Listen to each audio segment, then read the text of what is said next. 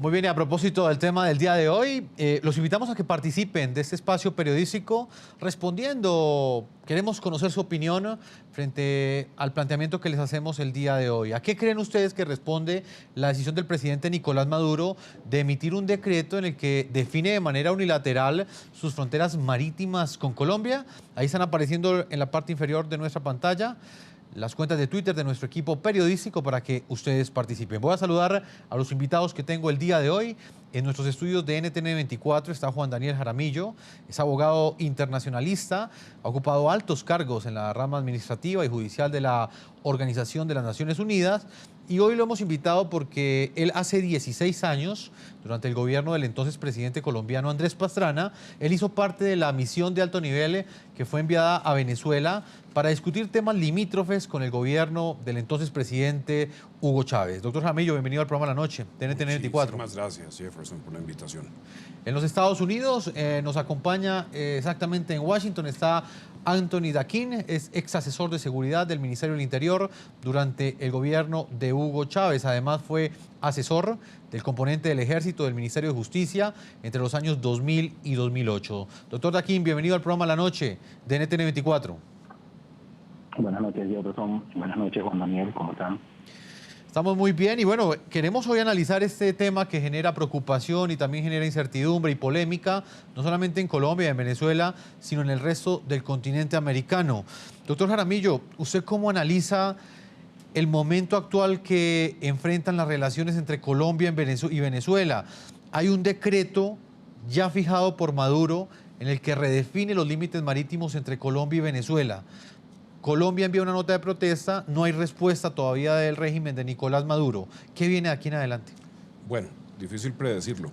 Lo que es un hecho es que el gobierno del presidente Maduro ha expedido bajo la figura eufemística de una zona de defensa nacional que es de hecho una modificación y un establecimiento unilateral de límites, una nueva delimitación en el Mar Caribe, dentro de unas aguas que han estado en disputa durante varias décadas.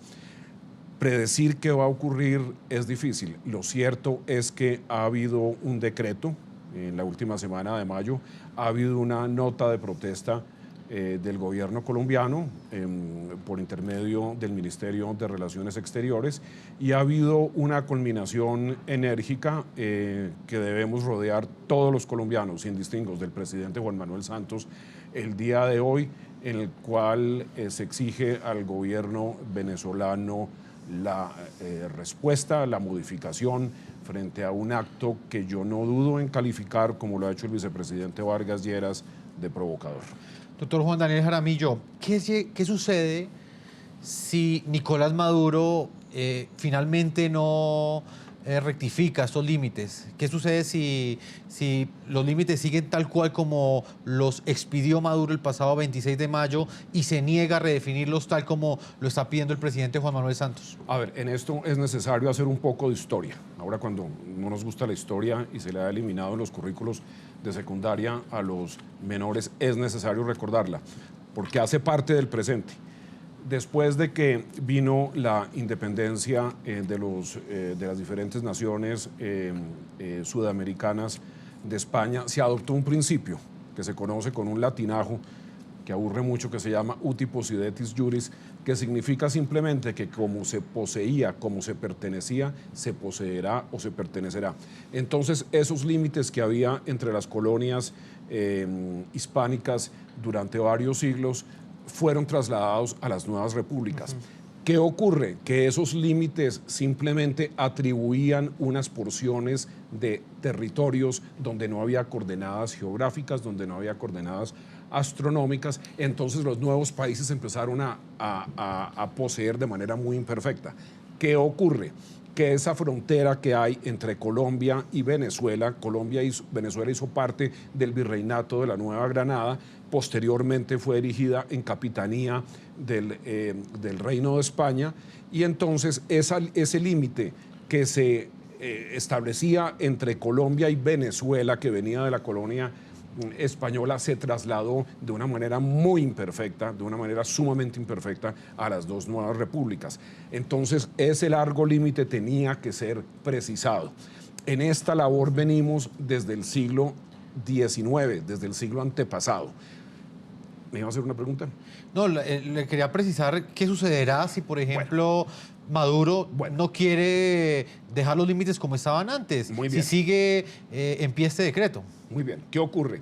Que toda esa frontera que se viene delimitando, que se viene amojonando desde hace muchísimos años, no ha terminado de hacerlo. Fundamentalmente en la parte norte, a partir del hito número 1 que tiene toda esa larga frontera, que es Castilletes, que son las áreas marinas y submarinas. Eso no se ha delimitado.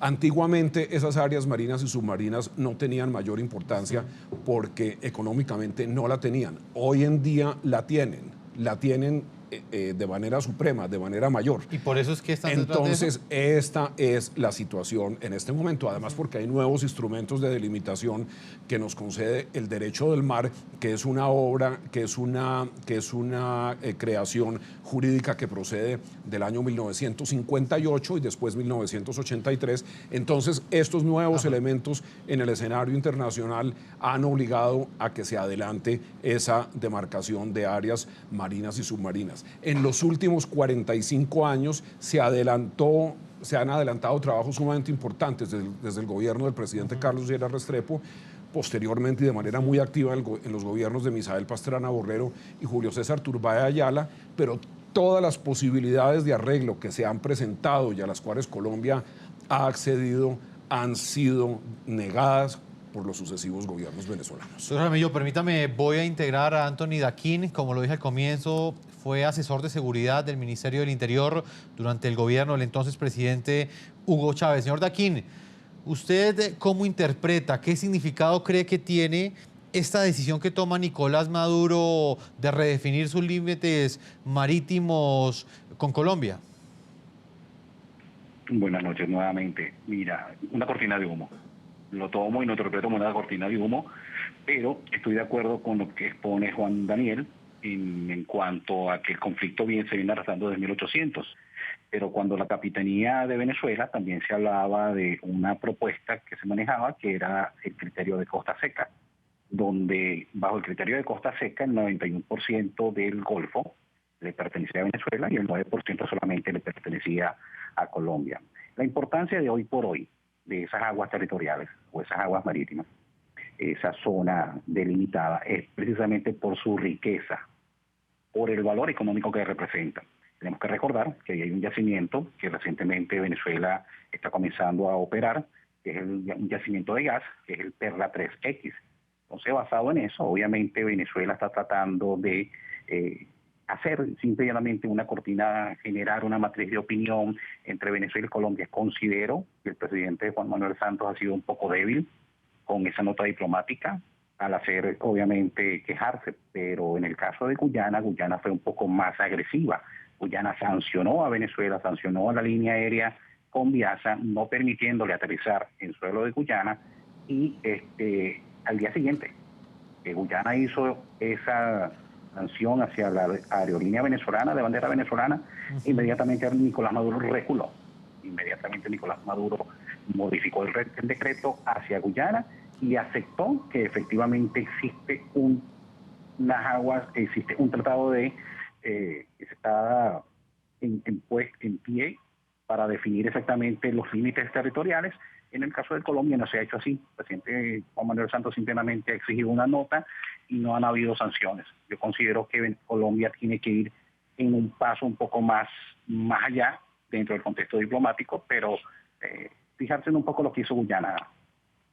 Señor Daquín, permítame, de acuerdo con lo que usted plantea, eso me da pie para preguntarle al doctor Jaramillo, ¿qué puede hacer el presidente Juan Manuel Santos? En las últimas horas, el presidente ha dicho, le ha pedido a su homólogo Nicolás Maduro que responda a esta nota de protesta y que de alguna manera rectifique ese decreto. ¿Qué más puede hacer un mandatario en ese momento ante una actitud que muchos han calificado de hostil? La nota de protesta desafortunadamente no le concede un término al gobierno venezolano para contestar. Usualmente en estas notas diplomáticas en que el país protesta sobre un acto definitivamente amistoso o ilegal de otro país, se incluyen unos plazos definidos, lo hacen las grandes potencias con otras, países menores también, y Colombia no debe ser ajeno a esa dinámica usual en las relaciones internacionales. Pero es prudente esperar, no esperar mucho tiempo, en la jerga de don Luis Carlos Sarmiento Angulo, no esperar para toda la vida a que nos respondan. Hay que ofrecerle un plazo a Venezuela. De no ser así, el derecho internacional tiene bastantes instrumentos de respuesta que demuestren el desacuerdo colombiano con esta medida absolutamente ilegal a la luz del derecho internacional. Existen las sanciones económicas, existe el retiro de embajadores, que no implica una suspensión de las relaciones diplomáticas. ¿Y usted ve al presidente Juan Manuel Santos quizás tomando una de esas represalias? No lo sé. Esas represalias, que son el nombre correcto en derecho internacional, no sé qué se haya previsto. No, y se lo pregunto pues por los antecedentes, ¿no? Presidencia, pero no lo sé. Ahí sí yo no podría predecir la conducta del presidente de la República. Pero si yo estuviera en la posición decisoria en este sentido, yo no dudaría en hacerlo. Si no hay una respuesta concordante con las exigencias legales de Colombia, aplicar sanciones económicas, sanciones diplomáticas, retiro de embajadores y otro tipo de medidas de represalias en derecho internacional conducentes a este fin. Lo que es cierto es que Colombia debe demostrar energía en este sentido. Pues, doctor Jaramillo, permítame, voy a establecer contacto a esta hora en La Guajira, Colombia, con Bernardo Sanabria. Es el enviado especial de nuestro canal aliado de RCN, Noticias RCN. Él se encuentra en la base militar de La Flor, el primer batallón de Colombia al norte, precisamente en la frontera que comparte con Venezuela. Bernardo, muy buenas noches. Y quiero pedirle a usted que le haga un reporte a nuestros televidentes del continente americano de cómo es la situación en este momento, luego de un decreto emitido por el presidente Nicolás Maduro que modificó las fronteras marítimas entre Colombia y Venezuela. Un saludo muy cordial para usted, Jefferson, para los televidentes y a los panelistas que se encuentran en el set. Mire, le cuento que estamos originando esta información efectivamente de la base militar La Flor. Este es el batallón más fronterizo que tiene el ejército colombiano en el norte de Colombia, aquí en la península de La Guajira, un sector bastante inhóspito. Para que tengan claridad o para que más o menos se hagan una idea, los televidentes, el sitio más cercano es el municipio de Uribia. Está ubicado aproximadamente a unos 200 kilómetros en carretera que en algún momento deja de ser carretera porque se convierte en unas trochas, predomina el amarillo, solo el verde aparece con el cactus y algunos árboles de trupillos que hay en esta región. Hace 3 años no llueve en este sector de La Guajira. Hay aproximadamente unas 3.000 autoridades indígenas ubicadas en la zona de la península de La Guajira, no solamente en Casquilletes, en La Flor, en Punta Espada, sino en todo en este sector, aproximadamente unas 30 rancherías. Hay que también señalar que en esta base militar de La Flor son 40 uniformados, pero también hay presencia de la policía antinarcóticos, policía nacional, en un sector de Casquilletes, también de la Armada Nacional y están, digamos, en alerta y preparados especialmente los militares en esta zona. Hay que decir que en el sector de Casquilletes, donde se encuentra precisamente la línea divisoria, hay muy cerca una base militar de la Guardia Venezolana que se encuentra en este sector muy pendientes también, estuvieron muy alertas cuando hemos estado en el sitio, han estado muy atentos cuando nos movemos por alguno de estos sectores. La base militar, especialmente los militares de la Guardia, salen a preguntarnos qué estamos haciendo en el sector, muy inquietos por la presencia de este medio de comunicación, que ha sido el único medio de comunicación que ha estado en este sector. Miren, un dato que le quería comentar, anecdótico, en torno a lo que sucede en esta zona. Hay solamente una sola tienda en este sitio, un establecimiento comercial donde llevan los abarrotes, pues digamos, los militares ubicados en la zona y una que otra ranchería del sector. Pero un dato adicional que les les doy, solamente, aparte de digamos, los abarrotes, venden también gasolina, y además de eso también venden diferentes productos como aceites, entre otras cosas para vehículos. Hay también que señalar que lo único que escasea es precisamente el agua. Conseguir agua es muy difícil, es más, es mucho más costoso el agua que la gasolina en algunos sectores. Es precisamente lo que observamos y lo que ven los televidentes en este momento. La base militar, varios puestos de mando, tienen dos tipos de traje en este sector. Este es uno de ellos, de uniforme más bien, este es uno de los uniformes de ellos, que es el uniforme camuflado normal del ejército colombiano, y un uniforme de color amarillo que utilizan aquí en esta zona de La Guajira. Hay otro dato adicional que podíamos contarle en este sector, y es que precisamente son al menos unos 10 uniformados que se encuentran de la Policía Nacional en el sector de Casquilletes, pero la vigilancia que ejerce especialmente el ejército en esta zona va a puntos fronterizos muy claros, donde se encuentran estos mojones que delimitan desde el hito número 1 y continúa especialmente en la línea divisora, y en ese sector se encuentran precisamente vigilantes en Punta Gallinas, Punta Estrella, Punta Espada, en el sector de Casquilletes y también en La Flor, aquí en esta zona en La Guajira, y precisamente por eso es que lleva este nombre la base militar de La Flor. Pues Bernardo, muchas gracias por ese reporte. Noticias RCN, el único medio colombiano que está en este lugar, que es noticia en este momento porque está muy cerca, Bernardo, de la zona que en este momento está exigiendo como propia a Venezuela y que hace parte de una disputa histórica que han tenido ambos países. Bernardo, muchas gracias por este reporte. Lo continuaremos consultando esta semana si seguimos trabajando este tema aquí en el programa La Noche. Muchas gracias, Jefferson, por la invitación. Estaremos muy atentos y seguiremos informando desde el lugar de la noticia. Doctor Juan Jaramillo, una de las preguntas que se hacen muchos televidentes en este momento, y me gustaría que usted concretamente me la respondiera, es ¿en qué consiste la riqueza que hay en ese lugar? En ese sitio, ¿qué hay para que en este momento Nicolás Maduro haya tomado la decisión unilateral de fijar unos límites marítimos? Bueno, se está haciendo la pregunta en términos de motivación, si es económica, si es política, Económica, no lo sabemos. ¿Qué puede haber? Porque hablan de gas, hablan de petróleo. Parece como hecho cierto que hay depósitos sumamente importantes de gas.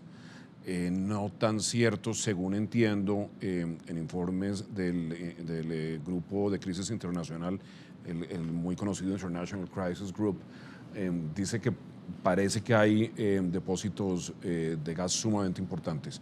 No así petroleros, pero siendo de gas, pues naturalmente esto tiene un valor económico bastante grande, bastante alto.